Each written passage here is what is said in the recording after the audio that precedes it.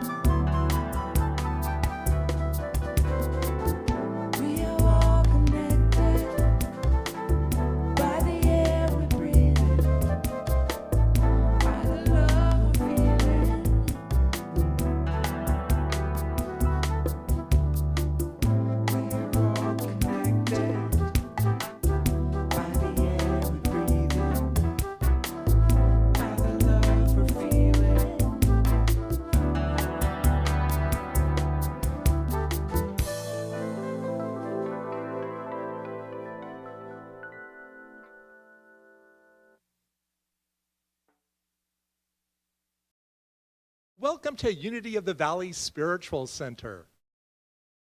My name is Gary Eisenberg, and it is my privilege and pleasure to be your service assistant today.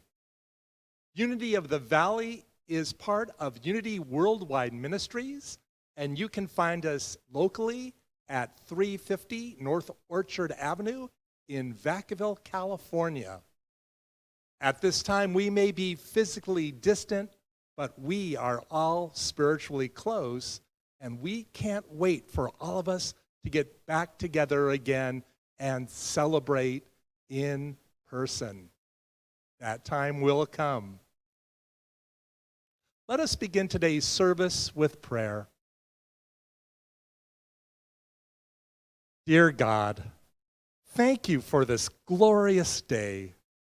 I start this day filled with your hope, faith, peace, love, and joy. Today, I'm especially grateful for your divine hope. Your divine wisdom teaches me that hope is not pretending that troubles don't exist. It is the hope that they won't last forever, that hurts will be healed and difficulties overcome, that we will be led out of the darkness and into the sunshine. And with this hope comes a sweet sense of freedom as I release all that does not contribute to my highest good. Gone are my negative feelings, habits, and actions that do not serve my highest good. I am no longer bound by any of these. I am free. As I close this time of prayer, I want to thank you, God, once again for watching over all our healthcare workers, medical researchers, and all our essential workers. Fill them with your divine grace and protect them with your love and strength. And so it is. Amen. Well, good morning once again.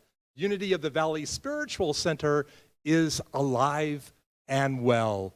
We are here to serve and support our congregation and our community with our mission statement, close at heart.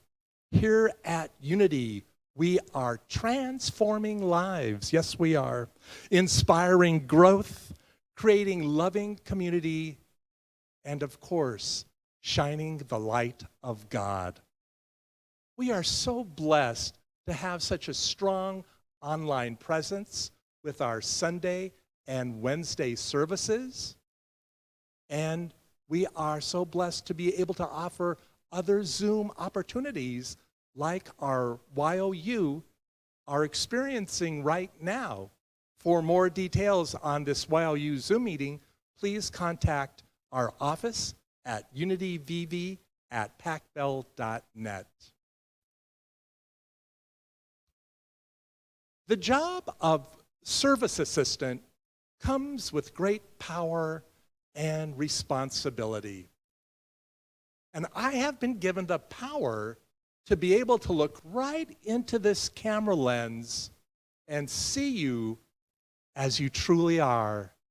Yes, you are a beautiful child of God, perfect in every way.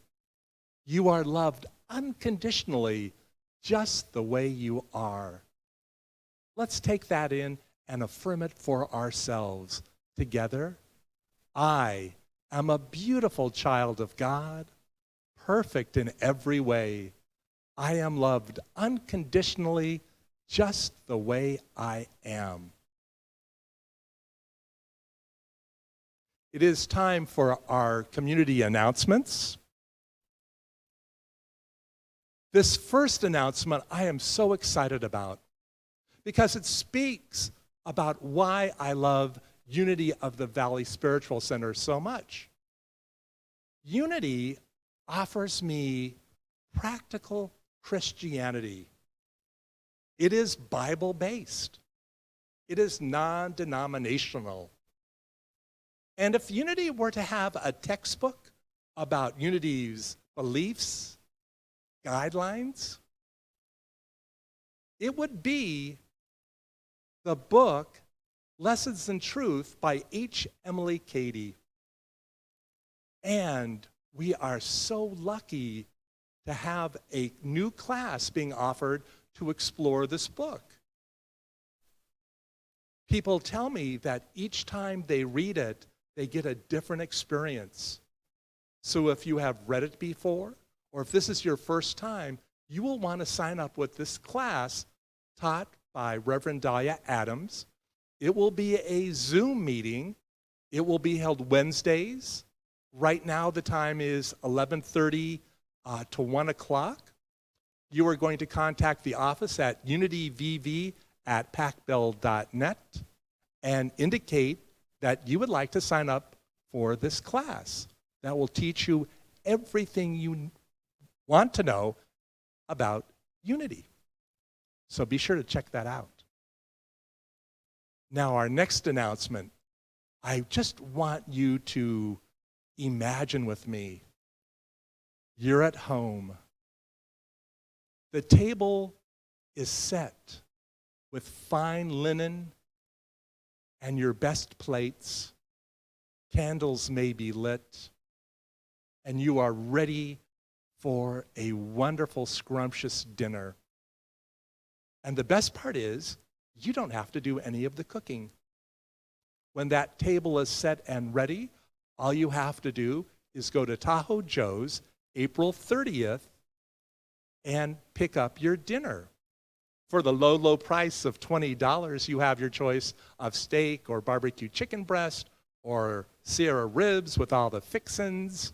You'll bring that back home, and you and your loved ones will experience such a wonderful time dining and eating, and at the same time supporting our center.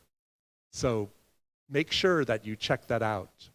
Tahoe Joe's, April 30th, low, low price of $20. You can go online. You see that tile on the screen. You simply click on it, which is on our front webpage, and it will take you to the place where you can purchase your tickets. So thanks again for your support. Next, I'd like to talk about another way of supporting our church is by going to unityvacaville.org and clicking on that orange donate button. During these times of sheltering in, that is what our center is depending upon in order for us to keep the lights on, to be able to tithe 10% to our community. We are counting on your donations and counting on you clicking that button. You will be so glad that you did, and our center will be so appreciative. Thank you.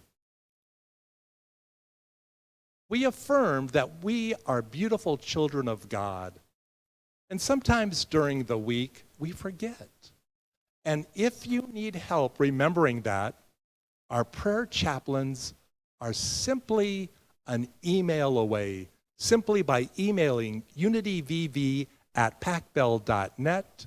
A prayer chaplain will be in contact with you to pray with you if you or a loved one are going through any kind of challenge and you need that prayer support. And if you like to share a joyous celebration with them, I'm sure they would be glad to hear from you and to connect with you. Prayer chaplains, I know you're watching, and you so bless us with your presence. Thank you. I often wonder what my life would have been like if I had unity growing up. Well, we are so fortunate here at Unity of the Valley Spiritual Center to give our young people that unity experience. Right now, our YOU, or as they're known, Youth of Unity, are meeting in a Zoom meeting, and they too are repeating the statement of faith. How our lives are changed by simply repeating the statement of faith together. There is only one presence and one power in the universe and in my life, God the Good.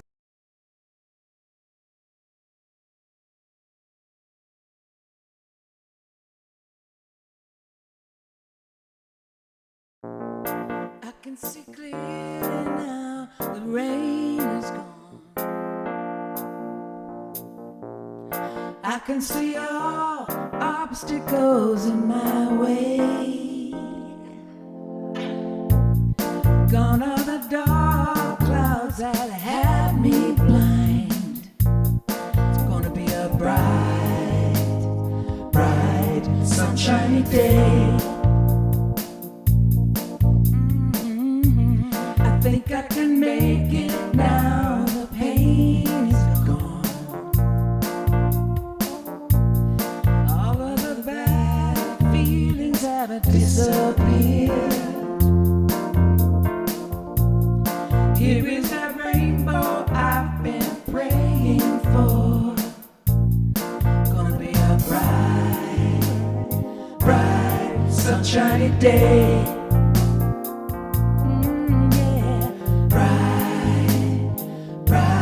Sunshiny day. Look all around, nothing but blue skies. Look straight ahead, nothing but blue skies.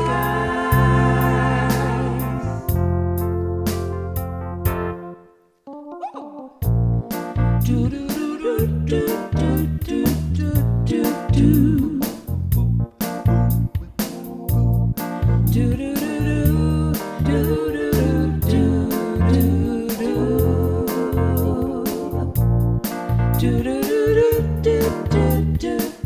do do. Gonna be a bright, bright, bright, bright, sunshiny day. Gonna be a bright, bright, bright, bright, sunshiny day. Gonna be a bright, bright, bright, bright, sunshiny day. Good morning. Happy Sunday. My name is Reverend Dalia Adams, and I am so happy to be here with you today. And wasn't that song beautiful? I love the words, I can see clearly now. That is a good place to be able to see clearly. We've been focusing in this year 2020 on peace. And when we are at peace, when our hearts are at peace, we do see more clearly.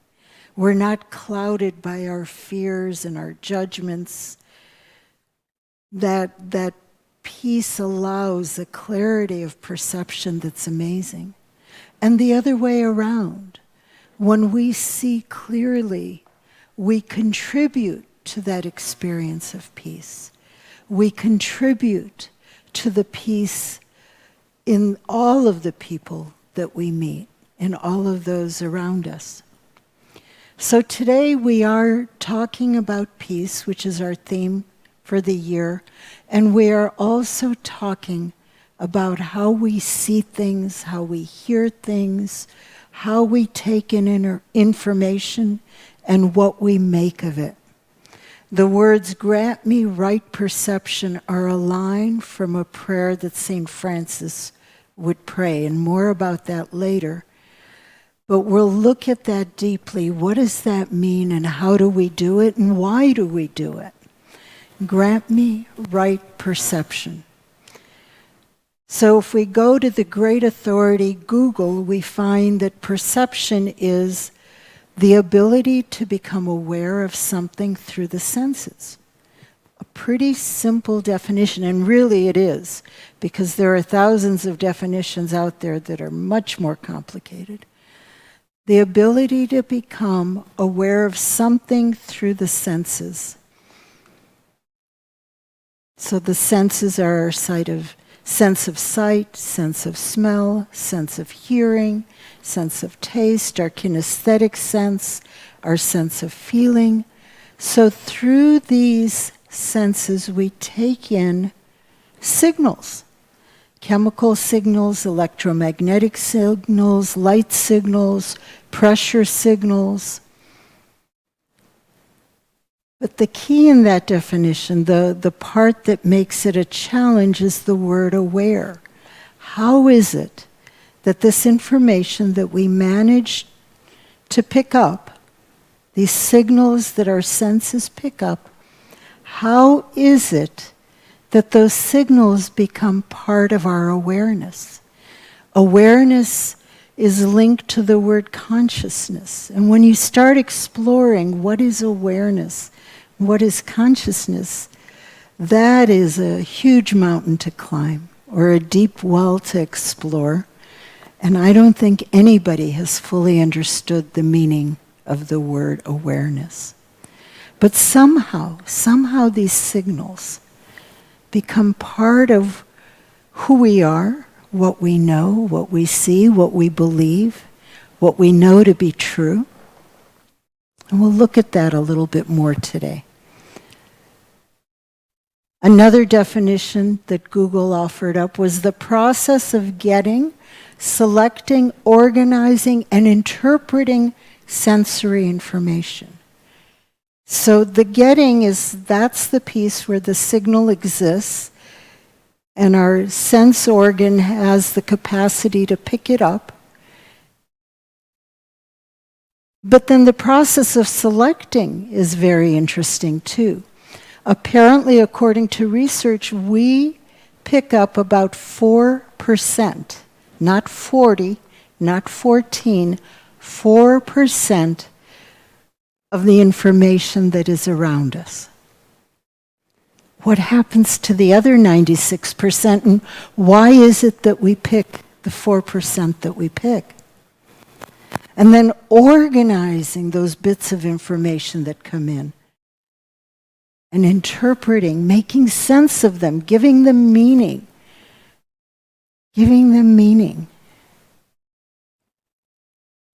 So that's all part of the process of perception. In psychology, cognitive science, medical science, the science of artificial intelligence, many different fields have studied this and explored it, and there's mountains of information about it, but let's look at some basics.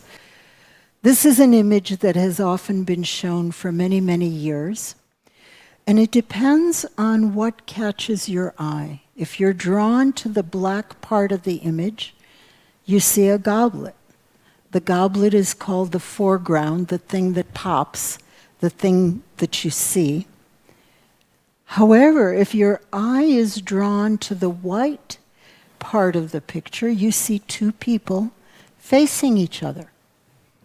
And you do not see a goblet. Once you have seen the people and you have seen the goblet, your eyes are likely to shift back and forth between goblet and people. But it's really hard to see both goblet and people at the same instant. You can shift back and forth very rapidly.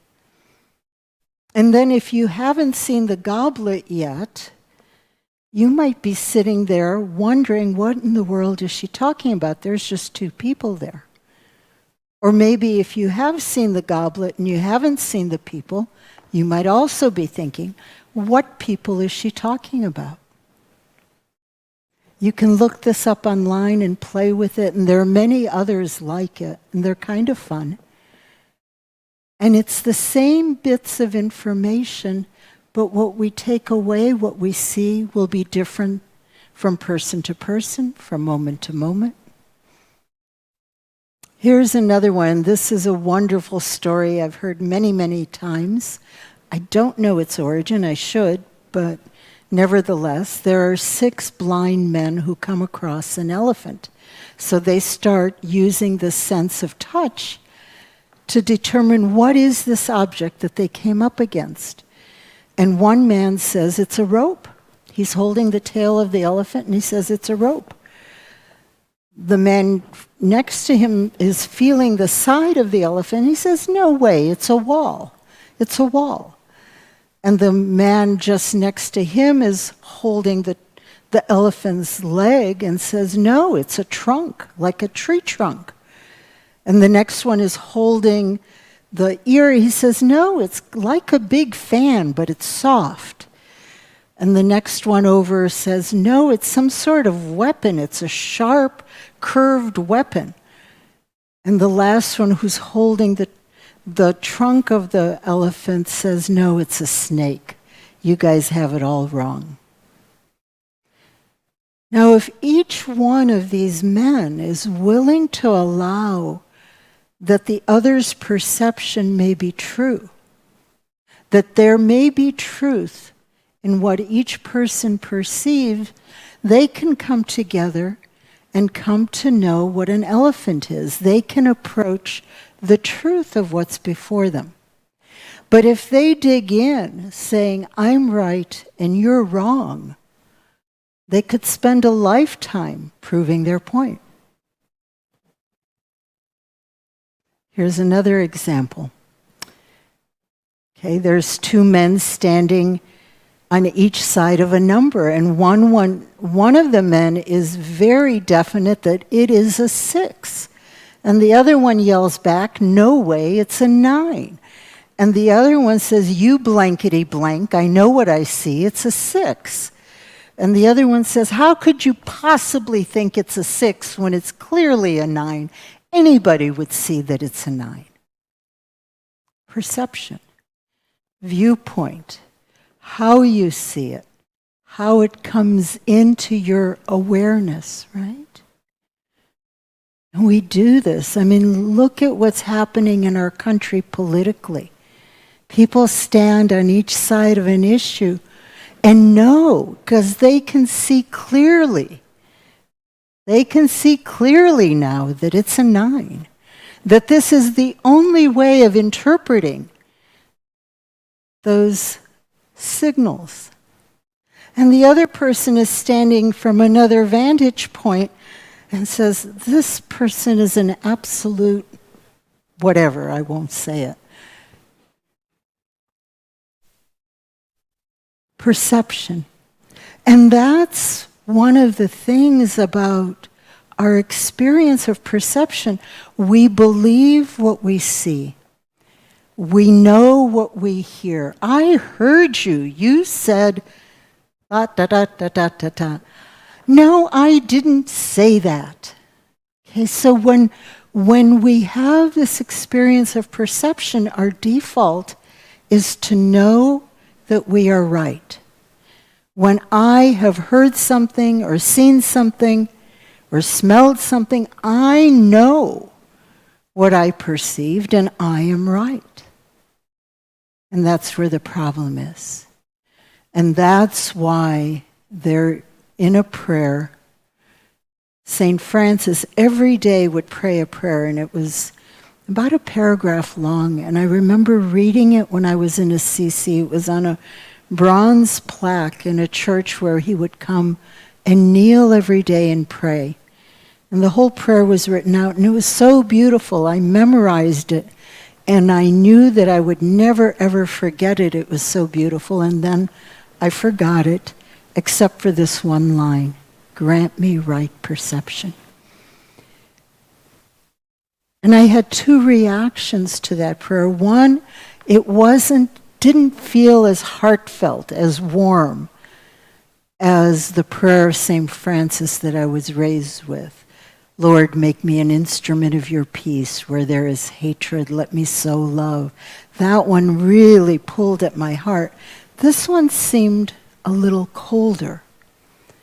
But the psychologist in me, because when I went to Assisi, I had already gotten my graduate degree in psychology. The psychologist in me knew that this was powerful, because I knew the power of perception to shape our lives, to create who we are, to make us who we are. How we see things makes a big difference in how we experience this day and this week and this month. How we see things makes a big difference in how we move through this virus crisis that we're in. How we move through this pandemic experience is colored so profoundly by what we see and what we hear and the meaning that we give to the events. So St. Francis prayed every day, grant me right perception. The truth is perception is not just on automatic pilot.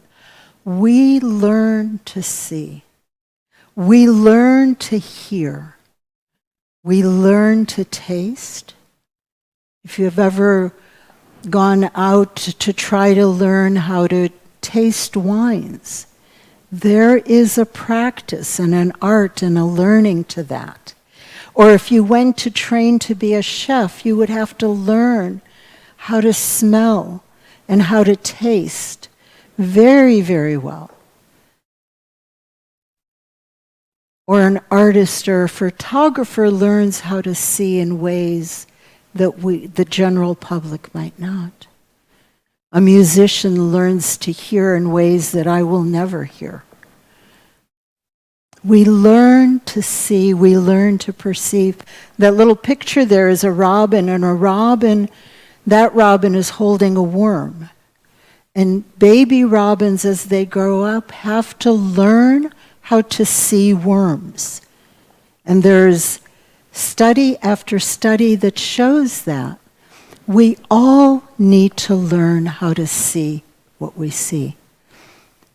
In the animal kingdom, it's called developing a searching image. Once they get it, it just takes once they get that this object is meaningful in my life, it will see that worm from that time forward. Remember I said that we humans only take in and organize 4% of the stimuli around us. 96% get filtered out. Well, part of the learning to see is saying, okay, that gets selected. From now on, I see that. I don't let that get filtered out. I was in a psychology class, and the professor asked us how many baby squirrels we had seen that day. And it was springtime, so there would be many baby squirrels, and not a single person had ever in their lives seen a baby squirrel, including me. I had never looked for a baby squirrel. You know, I noticed the adult squirrels that were a little bit more brave and out and about. But from that day on, I saw baby squirrels everywhere in the springtime.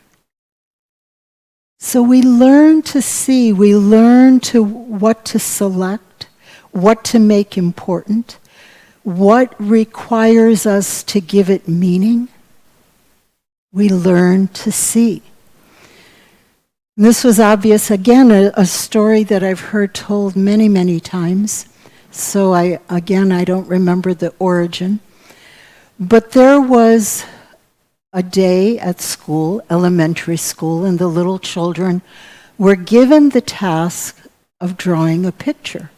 And the assignment was draw a picture of yourself, and underneath the picture, write me. So everyone will know that that's a picture of you. So most of the children drew a picture something like this, and they wrote me underneath it. And there was one child in the class who was of Native origin.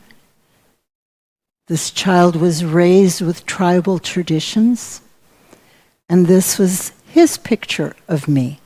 It included the mountains and the bushes and the trees and the dogs and the birds and the rabbits, but you can't see the rabbits in that picture. And underneath it, he wrote me. Because his understanding of who he was his oneness with his family, with the animals and the plants and the earth. So all of that was me. So we learn how to perceive. He saw himself very differently from the way the other children saw themselves.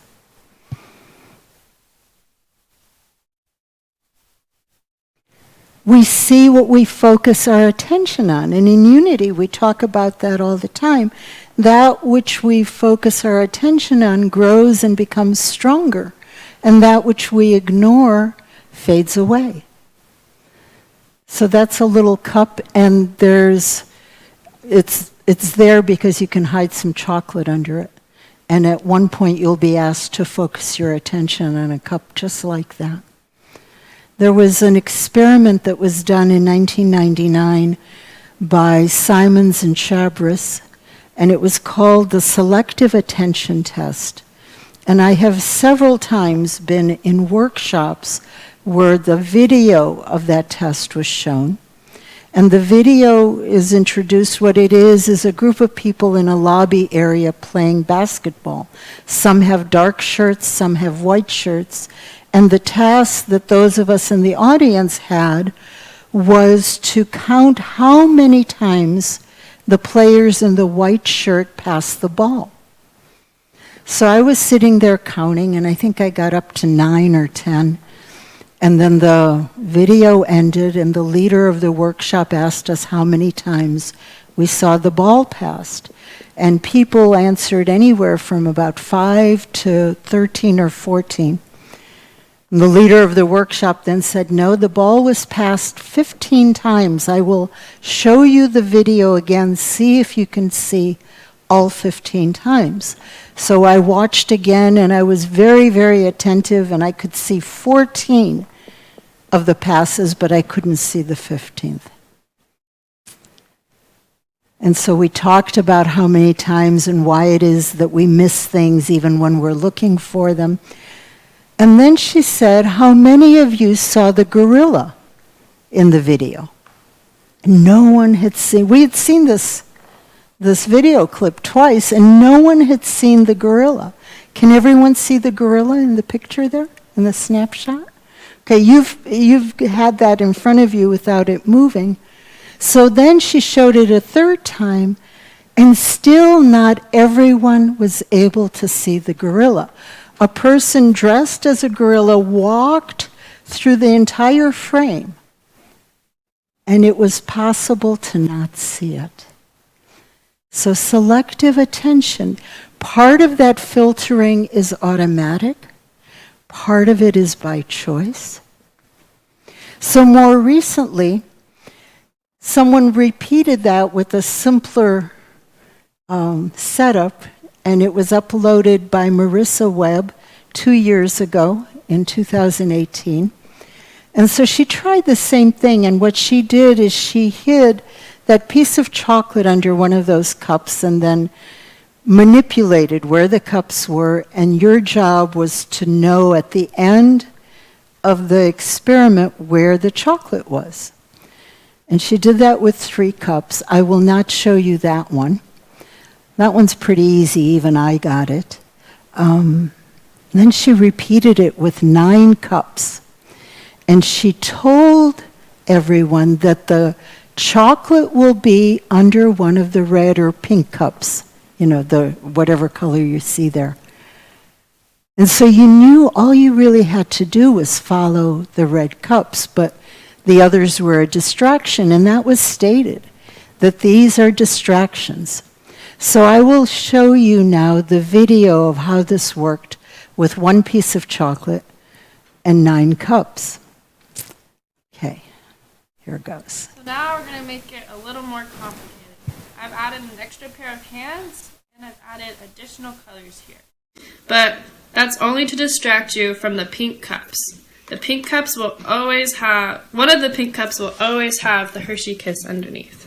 So let's get started.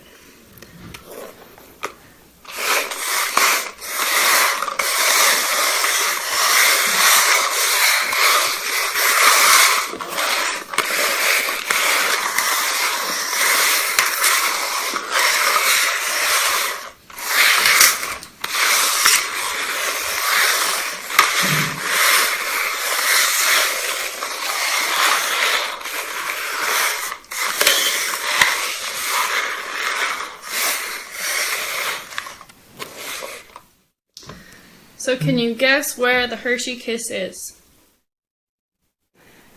So,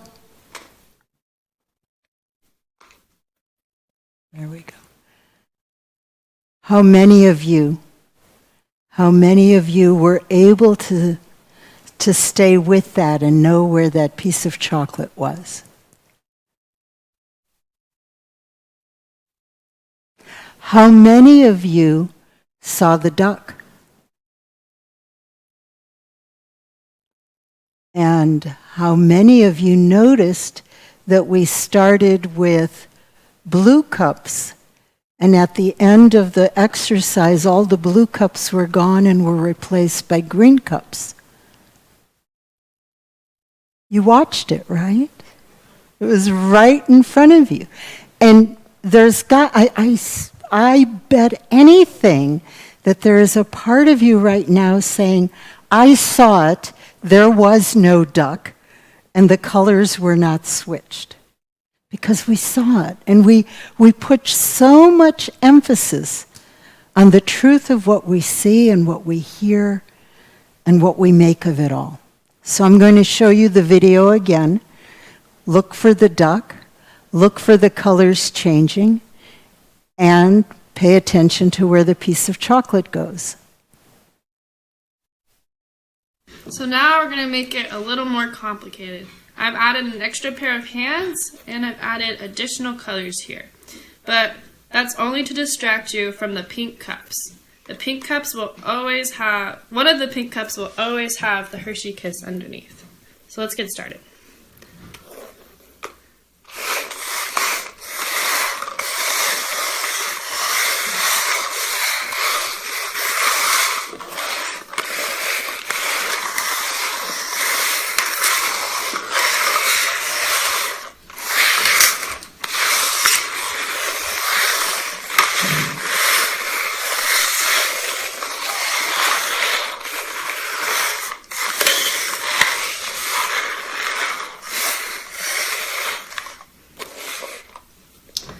So can you guess where the Hershey Kiss is?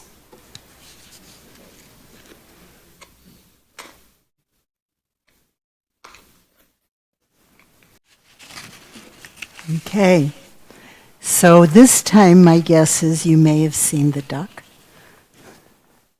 You may have noticed how those silvery cups, they're actually blue, were replaced with those green ones.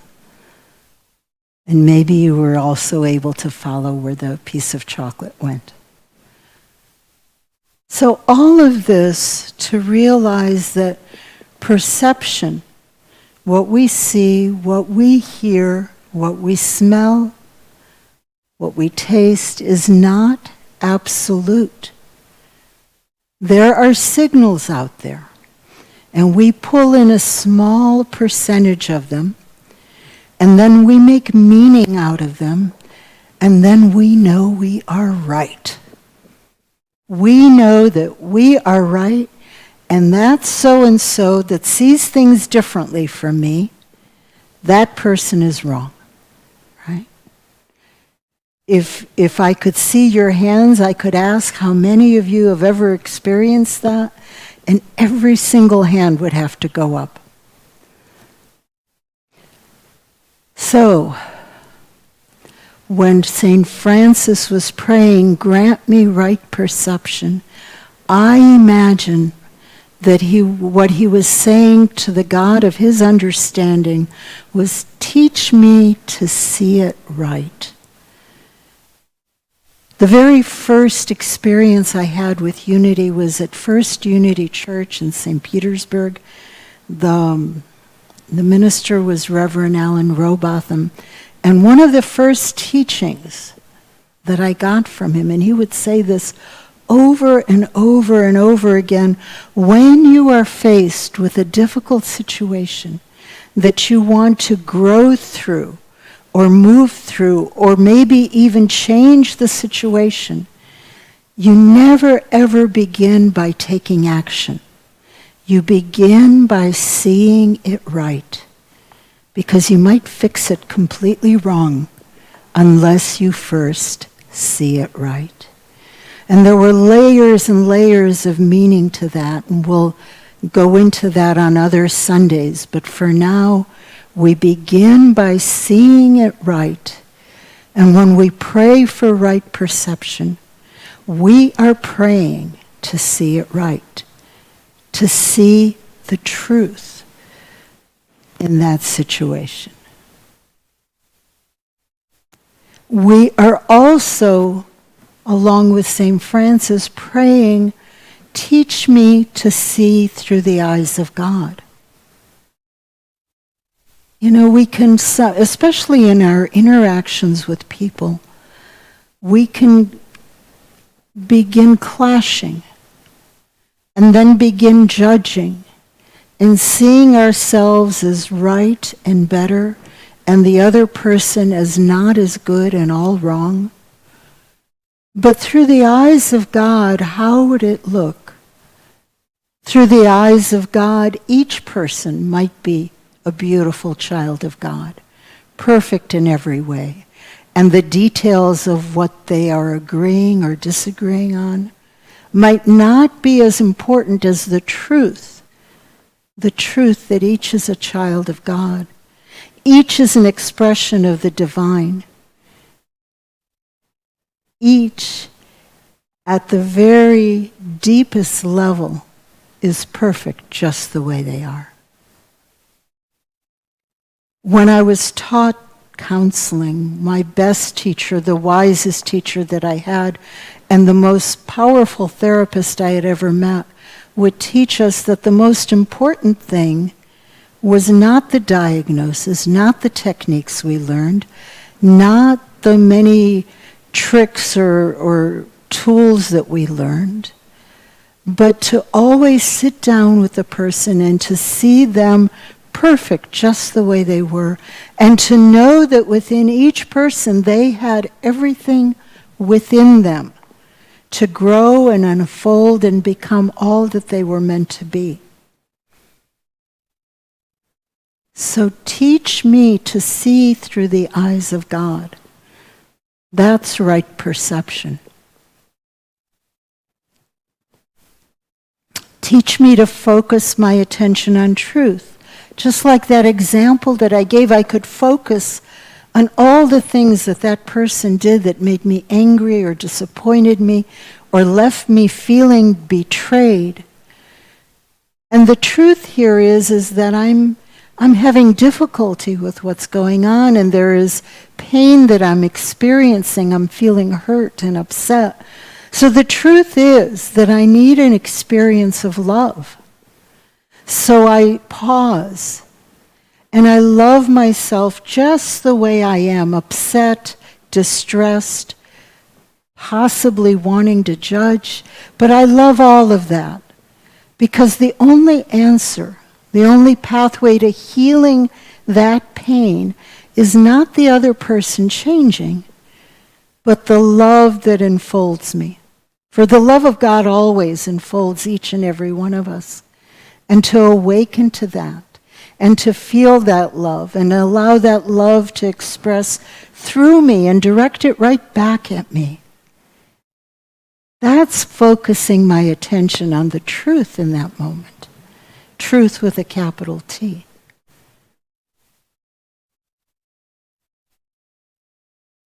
Focusing on truth might be also acknowledging I really don't like what is happening here. I want with all my heart for this person to do things differently. However, fixing this person is not mine but God's to do. That experience of the divine within them is the only thing. The experience of divine love is the healing power. So I'm honest with myself and I acknowledge what I value. I acknowledge my reaction to all of this and I love myself even in the midst of it. And then somehow, to the best of my ability, I acknowledge that this other person is also a child of God. Because that is the truth. And there are times when this is so hard, so hard.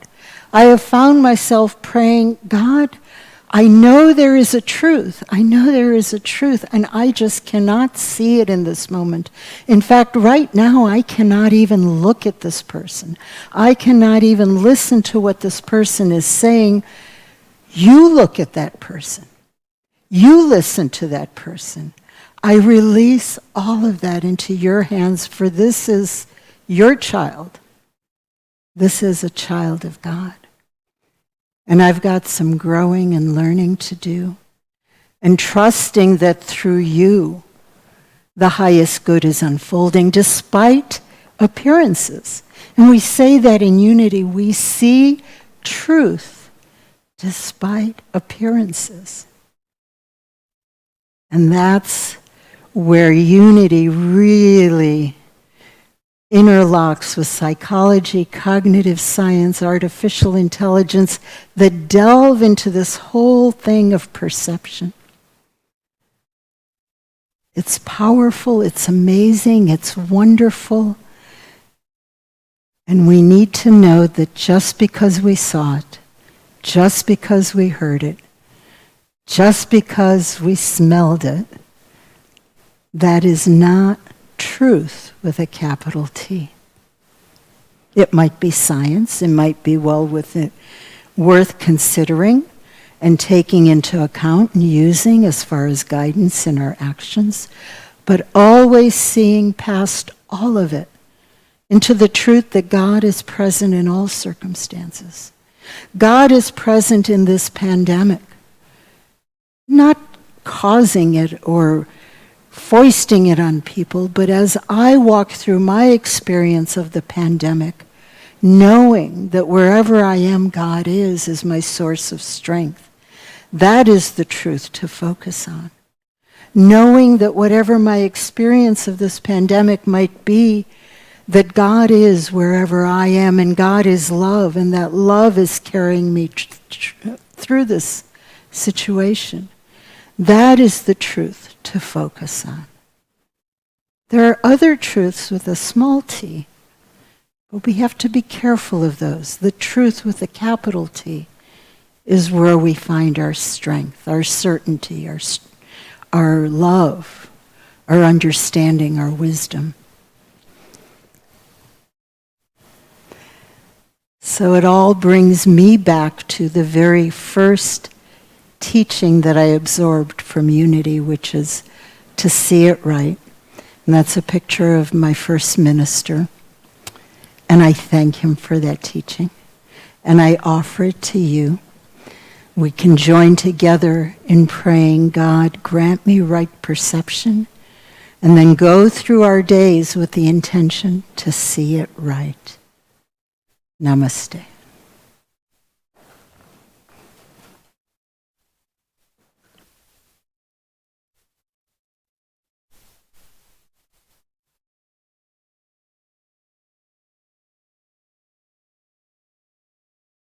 As we enter this time of meditation, I invite you to become still.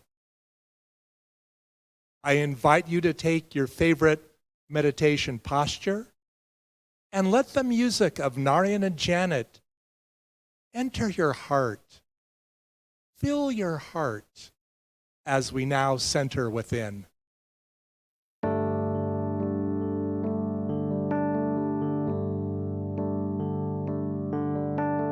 Love breathes through me. Love breathes through me. Love breathes through everyone and breathes through me. Love breathes through me. Love breathes through me. Love breathes through everyone and breathes through me. I breathe the earth, the sun, the skies, and then the night, your starry eyes. In our breath, creation sighs. The breath that draws my gaze within and gently flows outside again. The breath of love that we live in. Love breathes through me. Love breathes through me. Love breathes through everyone and breathes through me. And when the world's too much for me and all my fears feel unrelieved, I feel peace in air I breathe.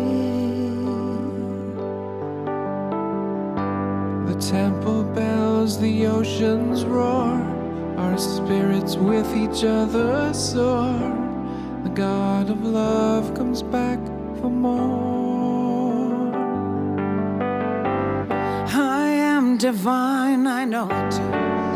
I am pure love, I know it too. Because God breathes love into me. We are of love's creation. Our breath is love's elation. Love is all that we can be. Love breathes through me. Love breathes through me. Love breathes through everyone and breathes through me. Love breathes through me. Love breathes through Love me. breathes through me. Love breathes through everyone and breathes through me.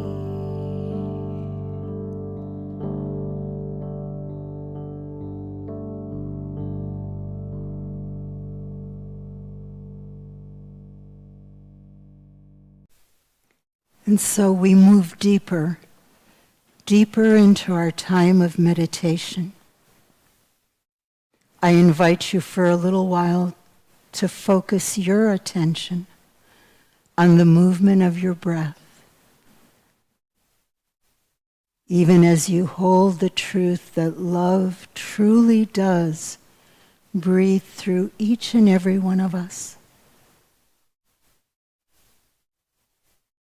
Notice the movement of your breath as you softly say to yourself, love breathes through me. God is breathing me right now.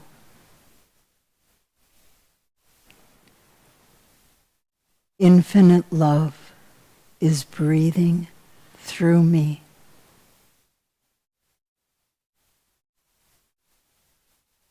Allowing each breath to take you deeper within.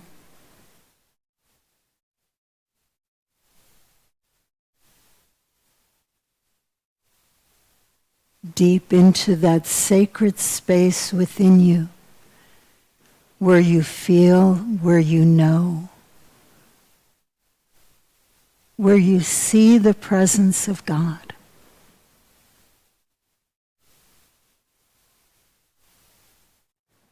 Where you know that you and the God of your being are one. That sacred space within you, where you hear the voice of God, where you hear the wisdom of God,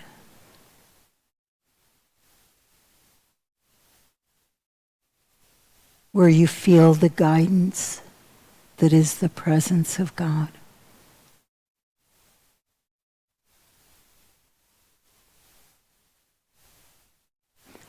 That sacred space within you where you know and you feel that you are enfolded in the love of God. And that love moves through you now.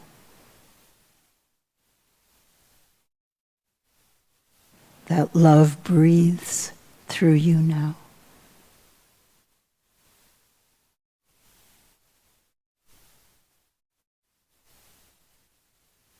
And from that sacred space within you, you know you see through the eyes of God. From within that sacred space, you see the truth of God in all things.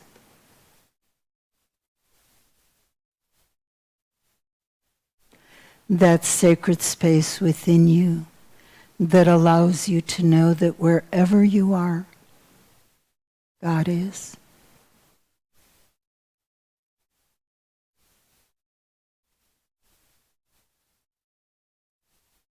And so for a little while, in that sacred space, rest in the truth of these words: wherever I am, God is. Hold those words in the silence.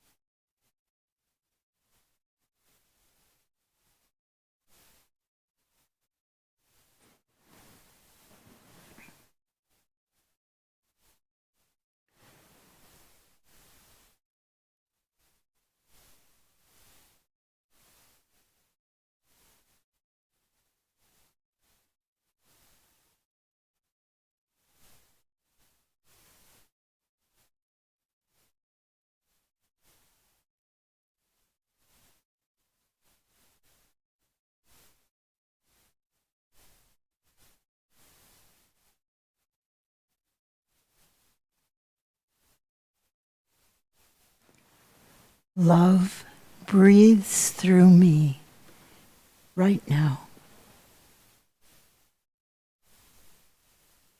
God breathes through me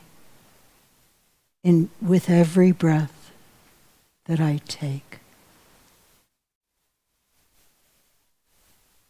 God breathes through me.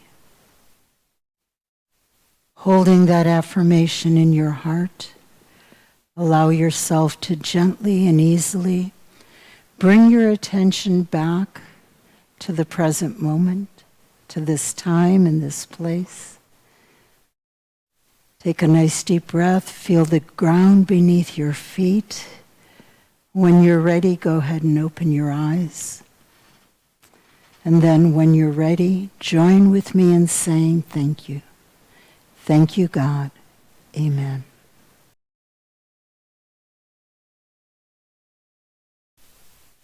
Thank you, Reverend Dalia, for that wonderful talk. Today, Reverend Dalia talked about truth with a capital T. And a truth that I know with a capital T is that I must tithe to that which spiritually feeds me. So together, let's say, God's love through me blesses and multiplies all that I am and have, all that I give and receive. I am grateful.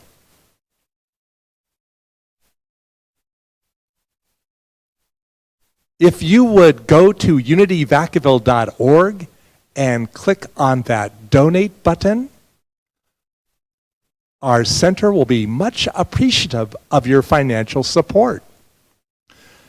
And as you fill out your information, if you would simply type where you see it circled on your screen, Sunday service, that would be much appreciated as well. It is through right perception that I see all of you giving freely of your time, treasure, and talent. We join together in unity, affirming together. The inexhaustible resource of spirit is equal to every demand. There is no reality in lack. Our abundance is here and now manifest. Now join with me in the singing of our peace song.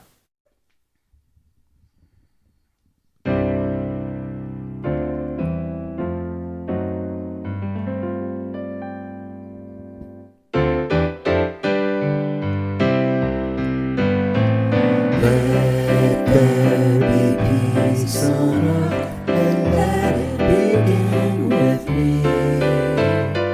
Let there be peace on earth, the peace that was meant to be, with God as creator, family all are we. Now we walk with each other in perfect harmony. Now peace begins with me. Yes, this is the moment now. With every step I take, let this be my joyous vow. To take each moment, live each moment, peace eternally. Now there is peace on earth, and yes, it begins with me.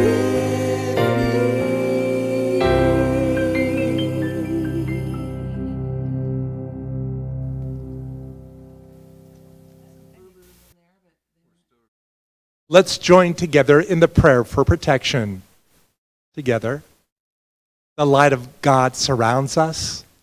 The love of God enfolds us. The power of God protects us. And the presence of God watches over us.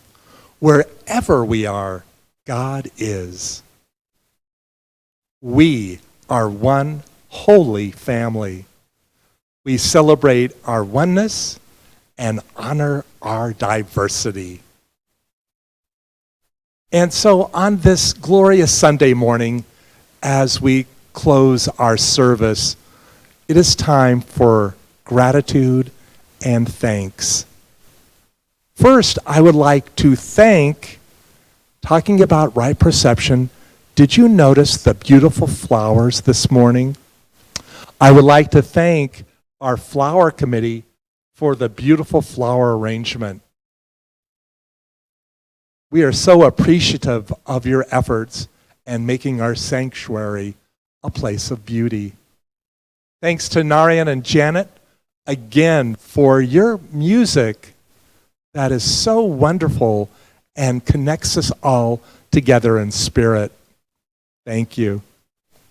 Thanks to Mike Fincher on audio, John Working on video, Teresa Meadows, our center manager, couldn't do any of this without her, and of course, our beloved Reverend Dalia Adams. And so as we do close, let's affirm together, today and in the week to come, together, I see through the eyes of God. One more time. I see through the eyes of God. And so it is. Amen. Thank you so much for joining us, and we'll see you next Sunday. Bye-bye.